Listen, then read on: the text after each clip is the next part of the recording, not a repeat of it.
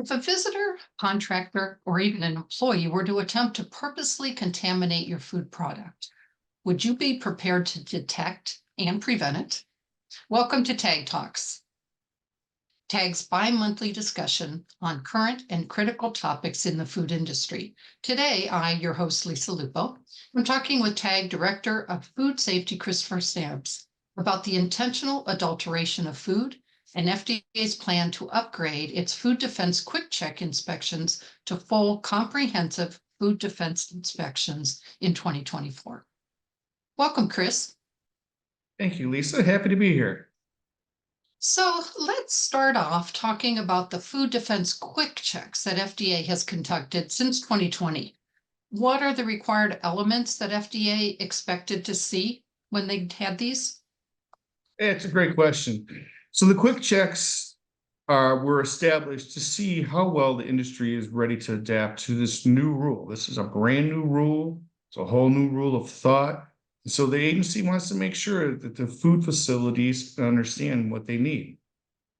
So they started with what they call a quick check. And a quick check was where an FDA investigator would come to your facility and ask you a series of questions after or at the end of, for whatever other reason they were there. They could have been there for a GMP inspection, a PC inspection, seafood HACCP inspection. Then he'd sit down with you and they'd go through basically the rule step by step, parts 121.126. And that is the core of the rule. And they would ask you and make sure you understood and have written your five main points. Have you identified an actual process step using any one of the three types of vulnerability assessments? Then, if you have you identified any mitigation strategies for those actual process steps? Have you established monitoring and implementation? Have you implemented those steps? Have you established a corrective action in case any of them fail? What's your plans to do to correct them? And of course, verifying everything. And there's a couple of little things that they would look for. Have you signed and dated the food defense vulnerability plan? Have you documented the required training for those who work in actual process step and their immediate supervisor, et cetera? That is what the original intent was of the quick checks. And they've conducted roughly 1,300 of them. And what they found was about 200 of those 1,300 didn't qualify, meaning they didn't have a large enough business to qualify for the rule. You have to have a minimum of $10 million of food produced and in storage or on the market per year. It's adjusted for inflation. So right now it's roughly about $11.2 million. Of those that did qualify, they found that roughly 70% used the key activity type method to conduct the vulnerability assessment. The agency thought that was actually kind of high, but they even reiterated that's completely acceptable. It's a valid way to do your initial vulnerability assessment. Okay. So with the comprehensive inspections coming in this year, what will change? What will now be expected? Well, quite a few different items. Again, they're going to make sure you have all those 5 points that I just mentioned, but they're going to make sure that it's adequate, it's appropriate, and that it's implemented. So how are they going to do that? They're going to use a new approach where they will come to your facility and they'll base your facility on a matrix as those that are what they determine to be the most important for food defense. They're not going to release how they achieve that matrix. We'll never know what they do. But what they will do is they'll come for, say, you have a scheduled preventive controls inspection. At the same time, then they'll also add in an intentional adulteration inspection. In order to do that, they will issue 2 482s. That's a notice of inspection. So they will conduct a food safety inspection first, and then they'll conduct a food defense intentional adulteration inspection. The people who will be doing this are going to be extraordinarily highly trained. They'll be experts in the preventive control rule to begin with. They'll have specialized training in food defense and intentional adulteration. And they'll also be trained in all the other aspects of FDA regulated food that normally people don't think about under FSMA. Seafood HACCP, infant formula rule, bottled water rule, low acid canned food rule. Those types of facilities are also regulated by this rule. So they want to make sure you've actually written your food defense plan, you've implemented it, you're verifying it's working, and they're adequate. So they'll do paper inspection, review your records, and then they're going to go on the floor.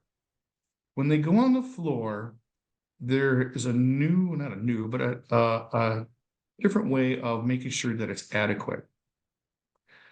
If the consumer safety officer, CSO, comes in and he has a question about how you've implemented, say, a mitigation strategy, a particular actionable process step, and they want some guidance on it to make sure it's adequate, they'll call CIFSFAN right on the spot and get live interaction to determine whether or not it's adequate.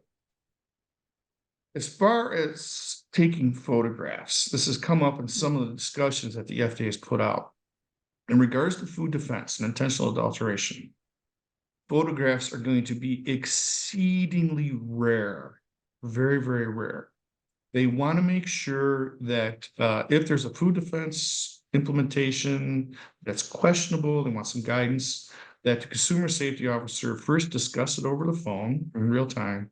And if they have to, perform a video chat so they can show up. It will not be recorded. Security of your food defense plan is paramount to the FDA. And so they are taking extraordinary steps to make sure that everything is protected, and only those who have access to that material can have access. The other thing is going to be different. When they come and do your 242s, one for food safety, or it could be for GMPs, it could be for juice HACCP, for example, they'll go through that inspection. They'll do a verbal closeout, and then they'll open the second inspection for the food defense. Some consumer officers might want to flip it around. It's their choice. At the end of the food defense intentional adulteration inspection, if there are any findings, they'll issue a 483 as well. That 483 is going to be generic.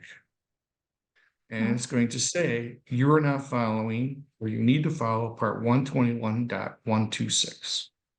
And that's all it's going to say. And that's because that gets to be public.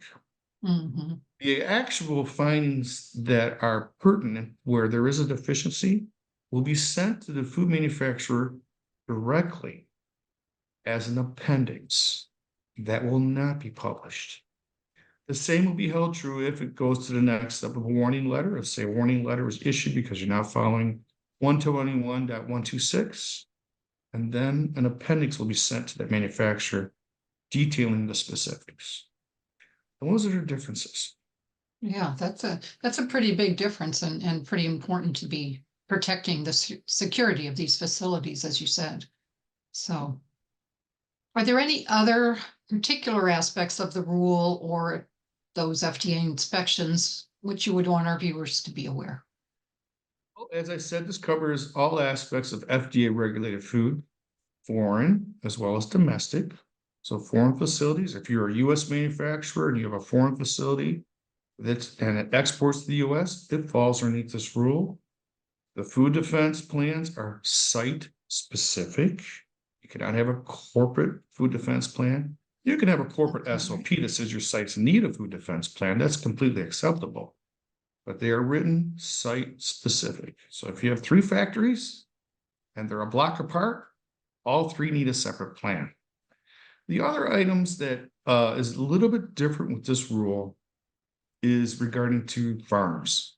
Farms were explicitly exempt from the intentional adulteration rule, except dairy farms. Currently, the agency is going through how they're going to assess dairy farms, how to implement dairy farms, and what the protocol is going to be, how to explain that to the dairy farmers.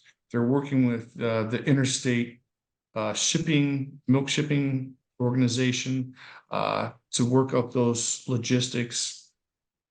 And an overarching principle as they're doing these comprehensive inspections, no matter what the facility is going to be educate while they regulate. That's going to be the mantra they're going to have for intentional adulteration. Food safety, they're going to be there at the same time. That's going to be full-blown regulation. So if you have a violation, you'll be written up and be found under 43. So those are, in a nutshell, that's how this new rule is going to be implemented. It's still under discussion. They plan on implementing the first official comprehensive inspections at the end of the summer of 2024. And the summer, maybe September or sometime in that time frame. And that's the current organizational that they're going to have it. Initially, they're going to have 5 CSOs and 1 immediate supervisor. As the program grows, they intend to hire anywhere between 12 and 15 CSOs. Currently, it's all internal applicants within the FDA. They had 43 people apply for the 5 positions. And their intent is to go on a 3-year rotational cycle, just like we do with food safety. Facilities supposed to be inspected every 3 years for food safety.